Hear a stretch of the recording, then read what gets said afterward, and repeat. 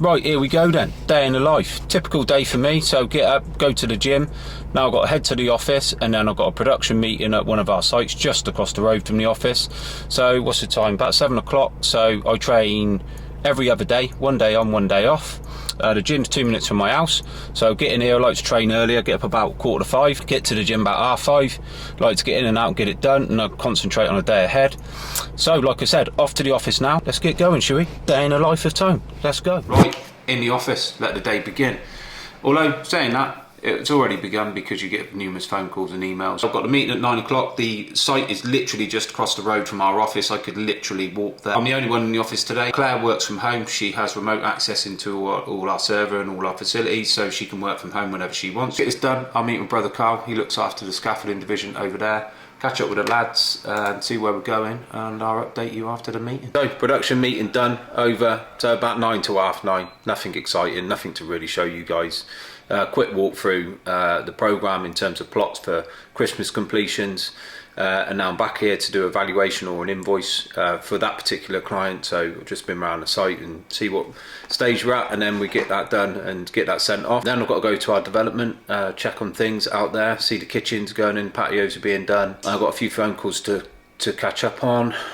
I've also got a Zoom meeting about a bit of labour management software that we're potentially going to trial. So I've got the Zoom meeting shortly, and I'll be hoping to give that a trial. They're going to come down and give us a trial of that next week and put it on our systems.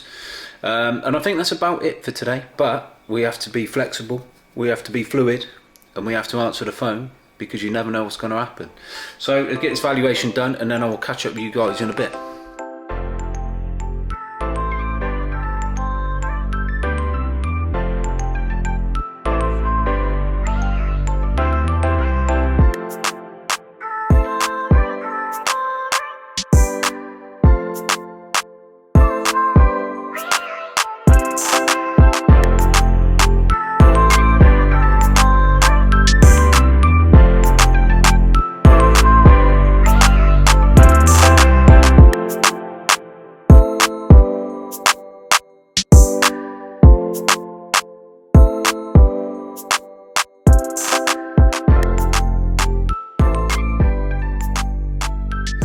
Invoicing done. So now I've got to do a couple of takeoffs. So basically I'll use something called Revu by a company called BlueBeam. We've done some additional handrails around some garages, marked them up on the site layout. I will come back to the office and I will scale them off the drawing. So you calibrate the drawing, I'll show you how to do that, and then I can quickly measure these, do an invoice, send it to the client. So jump into the screen, let's have a look, and I'll show you how quick it is.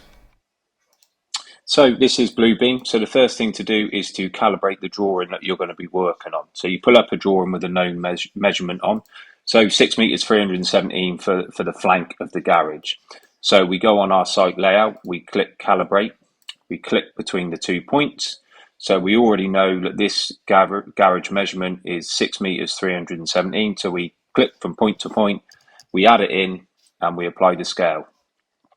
So then what is important is to check that the measurement is accurate. So 3 meters 330. So we know the back of the garage is 3 meters 330. So we just do a double check, make sure it's correct. And as you can see, it's about 15 mil out. The more accurate you are clicking between points, the better. But this is just an example, so not overly critical. So then I go onto the site layout, and I know, for example, we've done some handrails to the garages. So I know they're about halfway down the garages. So I simply just click on the areas we've done, and it gives me a measurement like so. 1, 2, we've done 3 garages. So I marked these on the site layout when I was walking around the site. And then I also know we've done some tile creasing and some brick on edge to a screen wall that we built. So this is the wall here. So I just click between the points, and I know where the boundary wall is. And then I can look on the data below, and I can see the handrails, or it's marked up scaffolds, garden walls, but you can label these whatever you want. The tile crease and brick on edge, so I can see that's 16.3 meters. And then I can also export that to create the invoice.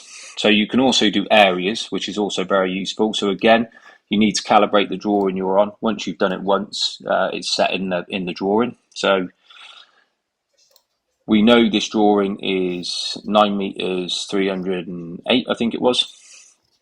So we simply pop that in, apply the scale. So I've been a bit more accurate this time. Again, we need to double check it. So we just check the length of a drawing of a known measurement.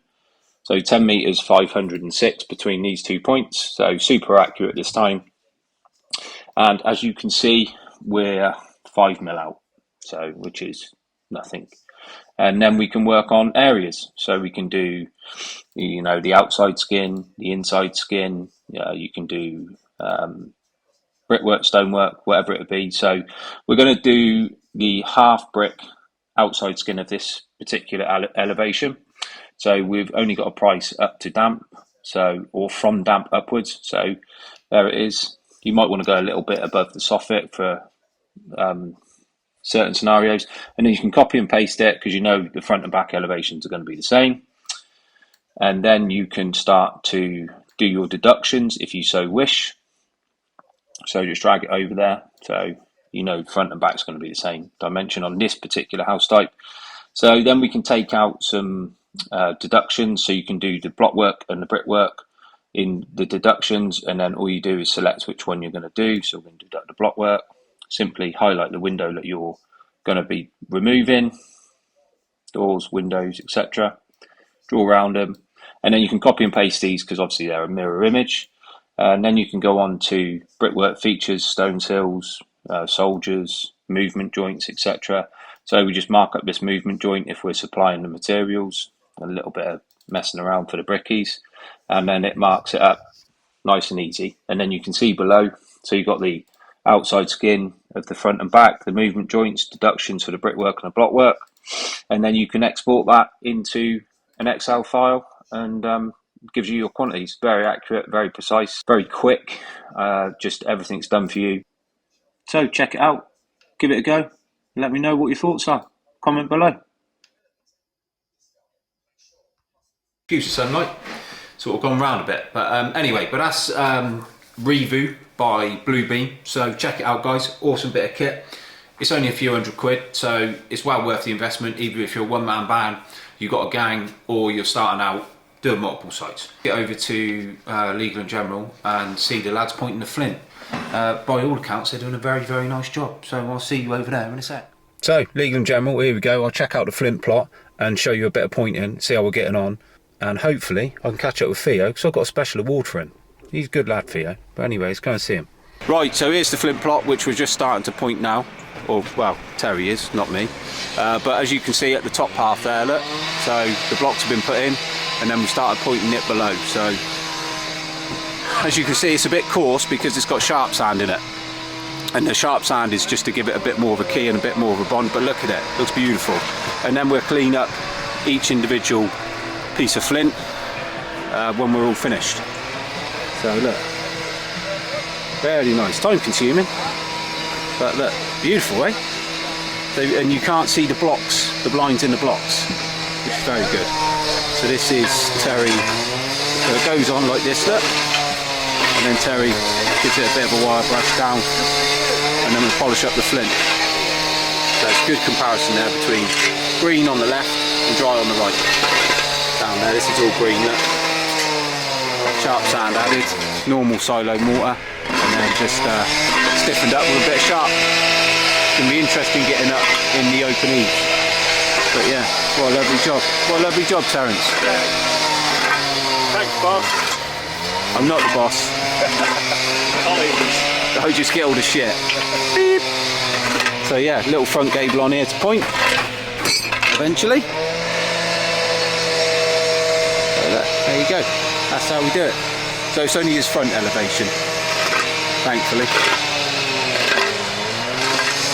So look at that, even covered up other people's work from there with the Hessian. They don't make them like this anymore, unfortunately. That's why we're trying to make our own. No, right, Chaz? He's the main man, mate.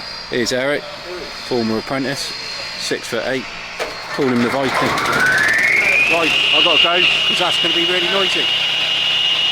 So, they do sub in a month, but we give Theo site manager of the month, look. Come on. Theo, aka the Dark Knight, because he kicks everyone's ass for us. Come on, mate. There we go. Glad to work it. Thanks, mate. Pleasure. Lads, Sit down on the board, mate. Doing well. And check out Theo's YouTube channel, TMB Presents. Come on, Instagram right. as well, man. Follow us, man. And Dark Knight in the flesh, as you can see. But yeah, man, like I It's a said, little token of our appreciation. it's been a mate. pleasure to work with the boys. Obviously, scaffolding and bricklaying.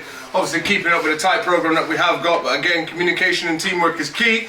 And as you can see, we're making it happen. Thank you. No worries, get in there. There we go. Well done. Good So legal and general visit over and complete. I've now got to go and check out a little customer care job and catch up with some lads, pick up some bits and pieces and catch up with our development before I go off home for the day. We've also got a Q&A. So I've posted on our community page on our YouTube channel a list of questions. I've also posted on our Facebook page, so I'll give you a shout out and I'll answer your questions towards the end of the video, so stay tuned for that. Some good questions, so catch you in a bit.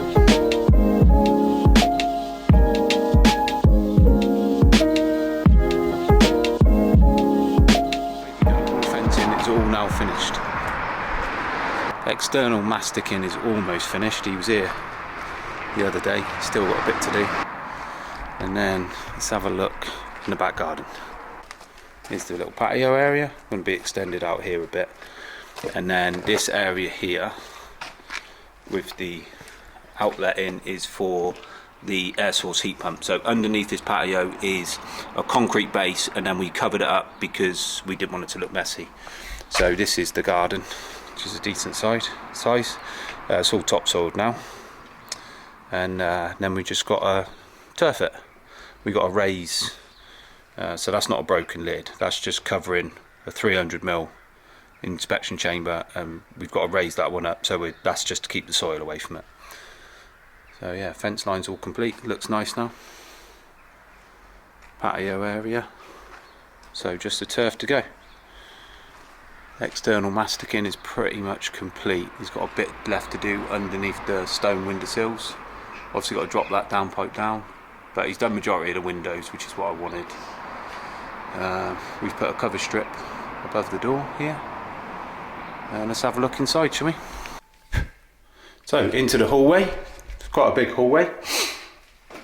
It's quite light as well. I'll show you from the other angle. So, there we go. Look at that. Beautiful wide hallway. Little cupboard under the stairs. Handy. Obviously a downstairs loo. And we've got a little cupboard here, consumer unit, but you can put your bits and pieces in there. And this is your lounge area. Plenty of light in here as well. So kitchen, lounge diner type area. French doors going onto the garden. Just a little bit of topsoil left to put in here, and a bit of finishing off to do, but otherwise the garden's pretty good. Patio's almost complete in here as well. And here's the kitchen. So nice and light, we've gone for a light option. All the spotlights in. How many spotlights we've got? 3, 6. Wait, sunglasses in here. So we've got an integrated fridge, freezer, 70/30. We've obviously got the cooker, an induction hob. Just got to be fitted in. Extractor. Obviously we've got a built-in integrated dishwasher here. Nice big window. I've gone for quite a nice light neutral colour. So we didn't want to spec it, you know, to our own liking, so fairly neutral, but a decent sized kitchen this, and looks really nice. We've gone for an upstand, the same as the worktop will be an upstand instead of tiles round. We will tile the kitchen window, but yeah, decent sized window, you know, plenty of light flooding in. These handles are different because these are drawers. So they come a bit different, like cutlery drawers, stuff like that. So nice big cooler unit. All soft closing doors. So there we go. I think that's the heat detector, extractor, smoke alarm out in the corridor. And then we've had the tiling done in the bathroom. So here's the tiling in the bathroom. It's light adjust, so there we go. So it is a bath with a shower over it. So shower goes on this wall here. Lovely job with the tiling, really done a cracking job. We do have to tile this wall here, but there was a gap. The gap to the bath was too big, so we had to put an additional sheet of plasterboard on here. And then when the plumber has been back, he will come back, tile this wall, tile the downstairs WC, and do the windowsill like he's done here in the kitchen. So there's a view of the gardens. So you can see that one's obviously a bit bigger than this one. This one has a parking bay behind the fence. At this point here, there's a parking bay directly behind it for this property. But as you can see, decent sized gardens. This one's a bit wider than the plot next door. So on balance, probably about the same square footage. All the lead work's been done on the low level. All the lead's been done on the porches. So what have we got left to do? We've got second fixed plumbing, which is hopefully starting on Monday. And then we've got to paint and decorate. And then we've got finals for the carpentry. Carpenter's done a lovely job, I must say. Done a nice neat job of cutting all the hinges in. He's done a really good job. Lovely, look how light this room is. It's beautiful. Look, hopefully you can pick it up on the camera. 2 windows in here, decent sized bedroom, both of double bedrooms. This over here is for the cylinder and stuff. So that's it, we're nearly there now. Second fixed plumbing, bit of paint and decorating, finals. Got meters going on the 5th of December, and then we've got the externals being finished off next week. Now it's time for me to go and do my Q&A. Right, as promised, welcome to the Q&A time. Thank you for all those that asked me a question on our community tab on the YouTube channel. Into the questions. So, NM, do you think the recession is going to hit us bad and prices dropping? Heard that a few sites stopping digging as houses aren't selling. I wouldn't be overly alarmed with national house builders not pulling as many foundations this time of year. Typically, most national house builders have a half year at the end of June and they have a full financial year at the end of December. So if they've got less sales during this period of the year, it doesn't make sense to go and spend a bucket load of cash and pull foundations if the demand is not going to be as strong going into the new year. In terms of prices dropping, I'm not entirely sure, if I'm perfectly honest. Normally house prices and wages move like this with a constant line between them. If they go up, wages go up. If the house prices come down, wages come down. But we've got the cost of living thrown into that now, so I'm not entirely sure. I think there'd be an extremely bad reaction if subcontractors or anyone in general were asking their staff to take a pay cut. So I'm not sure. Watch your space and we will see what happens. Ryan Baxter, thanks for your question. What's been your worst F-up on a building site? It's hard to say, really. Mistakes get made, windows get put in wrong places, windows been put in wrong places, etc. Story heights are wrong occasionally. But we've got a good hardcore group of lads. We've got some good supervisors, we've got some good contracts managers. I'm not saying we don't make mistakes, because we do, but it's how we react to them. We've had rendered elevations on the wrong elevation sometimes, that's happened. We've got story heights wrong on coach houses before. It comes with the territory when you're building hundreds and hundreds of houses a year. You're not going to get every one of them perfect, but I truly believe it's how you react to your mistakes. If you hold your hands up, legitimately made a mistake, correct it, put it right and move on, and make sure it doesn't happen again, and cascade all that information down to the relevant people. Bricky Bright GG, regular on the channel. Thanks for your question, Brian. How long do you think it will be until automated bricklaying machines will be used on site? And if so, will it be more cost effective and better for production than human power? I honestly do not believe that we will see that in my lifetime. I'm 43. I would be extremely, extremely, extremely surprised. I think modular construction may take a bigger share of the market, so effectively timber frame type systems.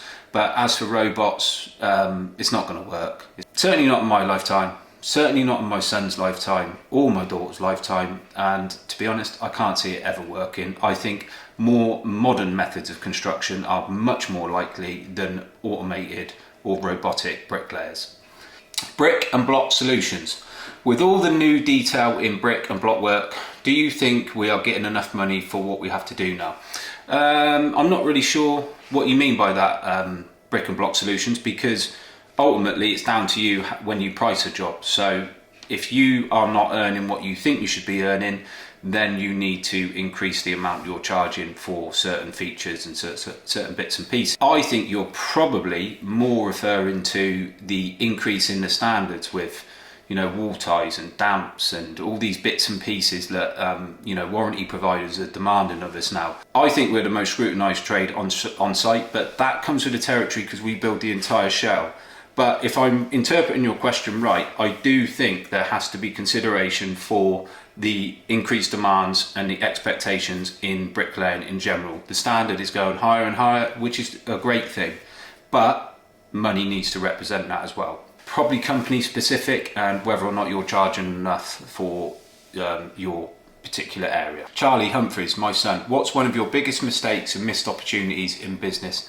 Loads of mistakes. Too many to list. Missed opportunities. I don't dwell on missed opportunities and mistakes. They form the foundation as you go through your journey in business and in your career.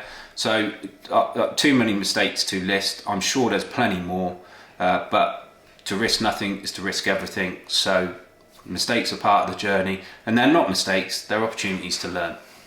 So Charlie Humphreys again, where do I see myself in 10 years time? The development arm of the business will be significantly bigger. I aim to get that into the hundreds of houses a year as opposed to, you know, to tens.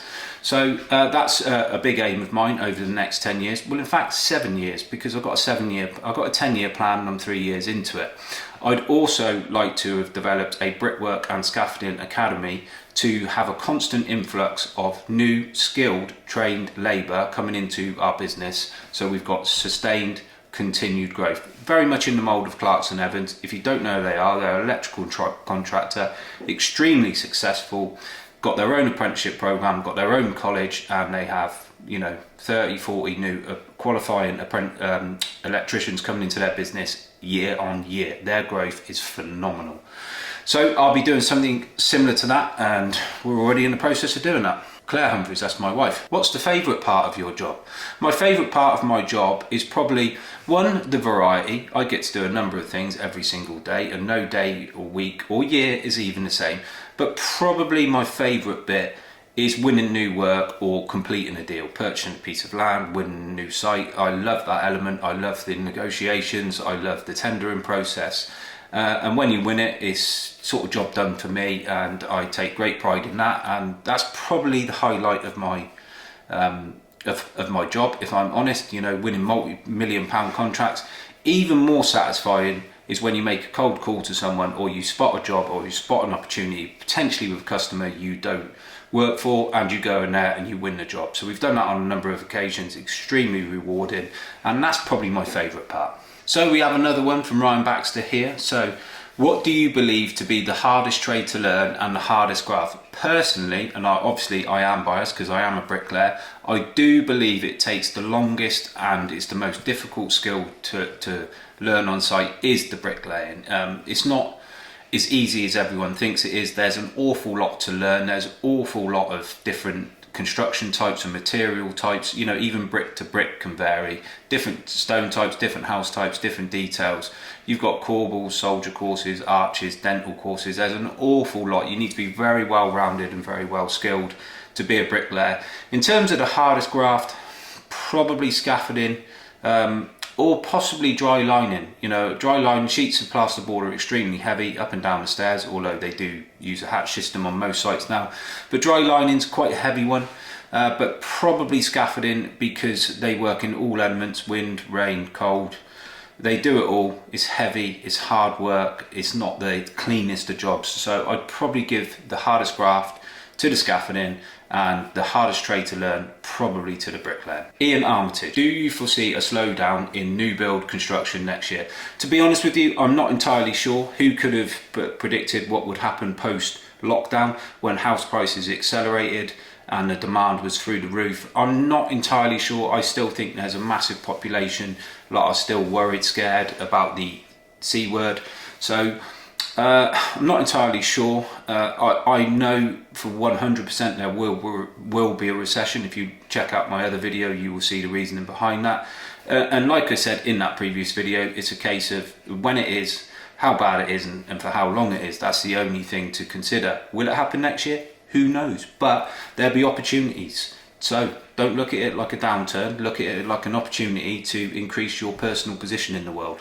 NB86, do you think the average bricklayer is less skilled and knowledgeable than the previous generation? No. I think a bricklayer is a bricklayer and they're just as skilled as they always have been. I just think there's people that are in the trade and have a position in businesses and on site that aren't actually bricklayers. They haven't gone through the process of going to college. They haven't gone through the process of learning their trade from the ground up. And I just think they're probably, for lack of a better expression, line lizards. They can lay bricks and blocks to the line. They probably get away with building blockwork corners, brickwork corners. But ultimately, when it comes really down to the nitty gritty of bricklaying, they aren't a fully fledged bricklayer and they're probably getting overpaid, but a correction in the market tends to correct that a little bit. I'm sure in any industry there is people in positions that are probably not quite as qualified or as suitable for that position as they would be if there was a bit more choice in the market. So I'm sure you work with site managers that you think, how are they site managers, or they're not quite ready for a site manager. Same goes for forklift drivers. It's across the board. So I think there's not a dilution of the skill. I just think more people are in it that aren't truly bricklayers, but your average bricklayer is normally a decent bricklayer.